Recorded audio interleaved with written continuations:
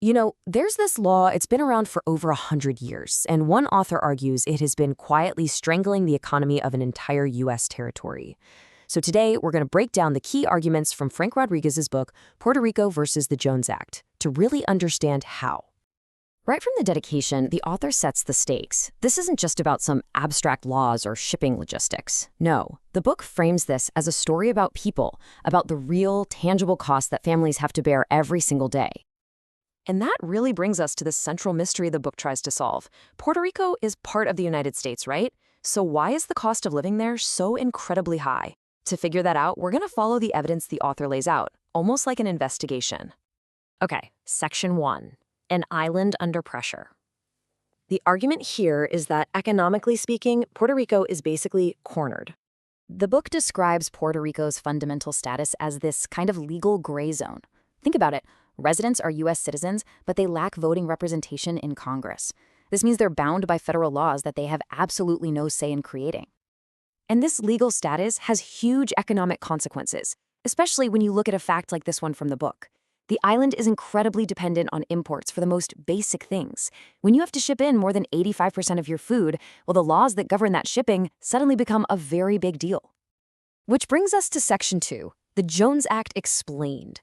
The book points its finger at one main suspect in this economic mystery, the Merchant Marine Act of 1920, but everyone just calls it the Jones Act.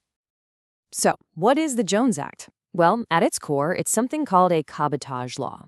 That's just a fancy term for a regulation countries use to control shipping within their own borders. The thing is, the U.S. version is one of the strictest on the entire planet. The law's rules are simple, but they are severe. Any ship carrying goods between two U.S. ports, say from Florida to Puerto Rico, has to be U.S. built, U.S. owned, U.S. crewed, and fly a U.S. flag. This creates what the book calls a closed loop, which dramatically limits the number of ships that are even eligible to make the trip. Now, the history here is absolutely crucial. Puerto Ricans were granted U.S. citizenship in 1917. Just 3 years later, the Jones Act was passed and applied to them. But then, in 1936, the U.S. Virgin Islands, right next door, were exempted. Fast forward to 2017, after the devastation of Hurricane Maria, the law was only waived for a measly 10 days to let foreign aid ships get through. All right, Section 3, the economic indictment. This is where the book really starts to detail the price of this isolation. The book points to a study from the New York Federal Reserve which found that these Jones Act restrictions inflate the cost of imports to Puerto Rico by as much as 20 to 40%. That is a massive extra cost tacked on to pretty much everything that arrives on the island. And the direct result of that? Shipping goods to Puerto Rico can cost double what it costs to ship to its neighboring islands that are exempt. We're talking about the same region, the same goods, but a wildly different price tag, all because of this one law. This creates some situations that are, frankly, just bizarre. The author highlights a key example. There are literally no Jones Act-compliant tankers for liquefied natural gas.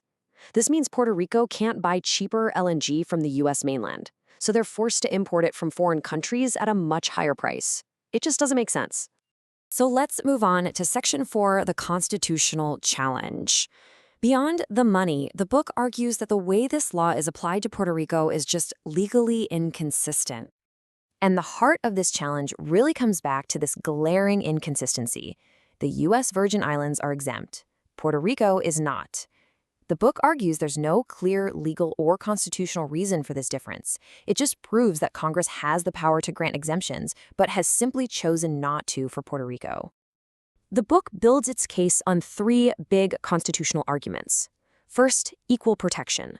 Why treat one territory so differently from another without a good reason? Second, the Commerce Clause. Isn't this law creating an artificial barrier to free trade within the United States? And third, due process. How can you impose this level of economic harm on citizens who have no vote to fight back? So after laying out this whole case, the author presents a vision for what a different future could look like. What would actually happen if Puerto Rico were finally exempted from the Jones Act? Well, the book predicts this cascade of positive changes. First, trade gets restored as shipping costs plummet. Second, the economy gets unshackled, allowing for those crucial LNG imports and making local businesses way more competitive. And finally, you get legal clarity, bringing the island's treatment in line with constitutional principles. And a key takeaway from the book is that the island is totally prepared for this. It argues that Puerto Rico's ports are modern and capable, its economy is resilient, and its government has been asking for this relief for years. The only thing missing, according to the author, is the federal action to make it happen. And this leaves us with the book's central, really provocative question. The Jones Act was originally passed in the name of national security, but after a century of these economic consequences, the author forces us to ask, is it still a tool for security, or has it become a mechanism of economic control over a population that has no voice to object?